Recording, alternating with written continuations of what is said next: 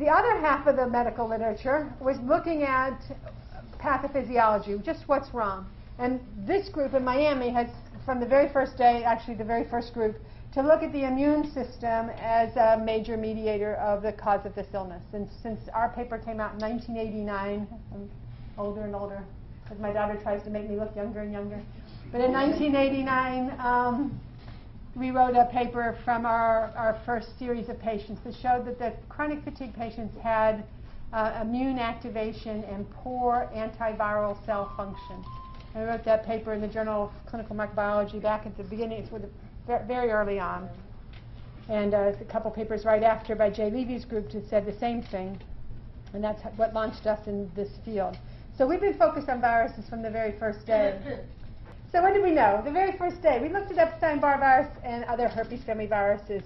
Epstein-Barr and cytomegalovirus were the first viruses that were looked at.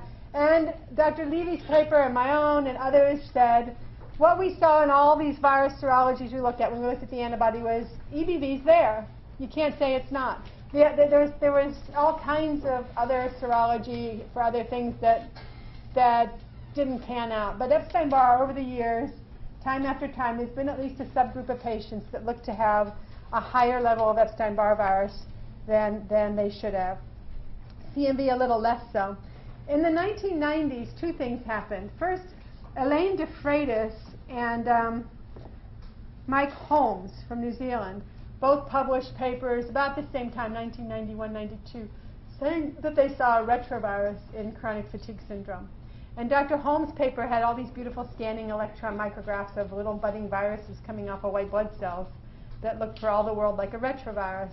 And Elaine de Freitas, who was at the Wistar Institute at the time, gave a paper and then published that paper that said that she had fairly good evidence that there was a retrovirus.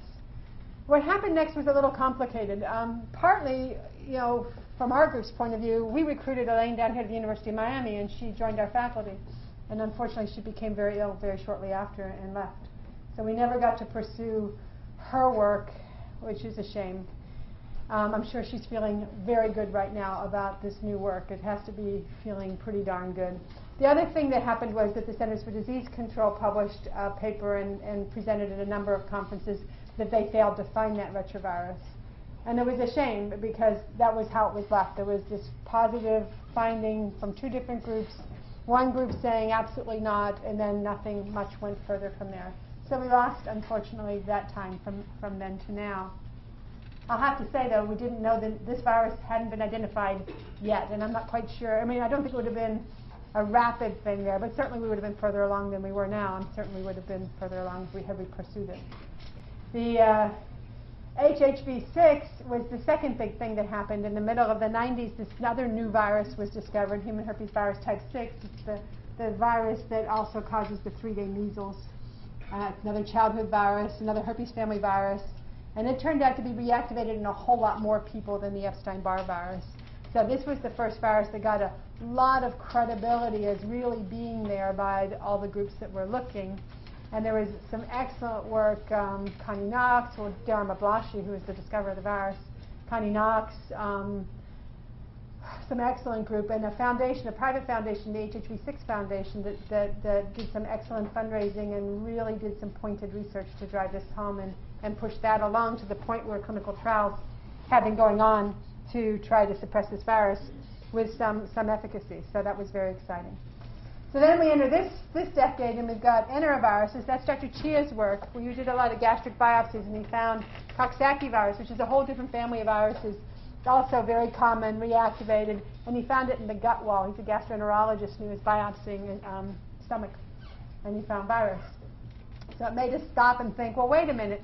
If this immune system is broken enough that more than one kind of virus is getting out, how are we going to focus our work so that we're covering this immune system problem? Instead of trying to pick off one virus at a time, should we maybe be backing up and saying, can we fix the immune system that's broken and prevent these common viruses from reactivating? And then finally we come to this sort of this definite landmark paper of October 8th in Science by the Whittemore Peterson's group with Judy Mikowitz and Vince Lombardi. And It is a very important paper. And the reason why this paper is so important is that this virus is a really good explanation for why the immune system is broken. Unlike the others, this one would explain why the immune system is broken. And it is also a really important paper because this virus is not common. There are very few people that have this virus, and yet most chronic fatigue patients in their study did have this virus. And so it's a candidate virus for causation. And that's, I think, why everyone's so darn excited.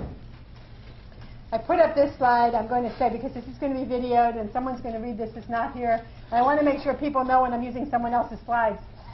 I borrowed these slides from Dan Peterson, and then some of them, and the Whittemore Peterson Foundation. And these are the people that work with them on this, and I'm going to, even though I wasn't a part of this particular group, I feel like I'm a member of their family because I spent a lot of time in Reno when they were first setting up.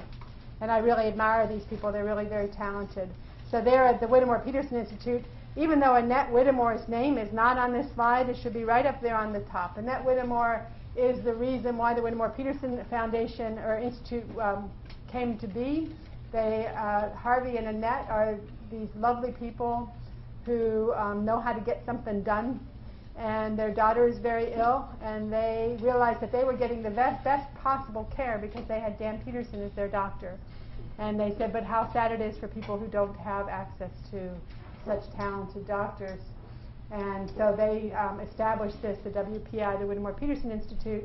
And then, in a very targeted way, in a very brilliant way, they said, this is the kind of research we want to do, what we want to focus on, and they made a team that could do that. And they were absolutely virus hunters. They were looking for viruses, and they put a team together to find viruses, and they got an excellent team put together, and by gosh, they're 2 years into this work, and they have scooped us all. Good job. So they did a fine job. And they did that with their colleagues at the NCI. Frank Ruscetti, who's a very famous virus hunter in oncology, is one of their senior partners, and that whole team there. And then Bob Silverman at the Cleveland Clinic with Dr. Gupta. These are the two people that Dr. Silverman's one of the discoverers of XMRV several years ago, and he was a member of the team that went after it in this. So it's very impressive work.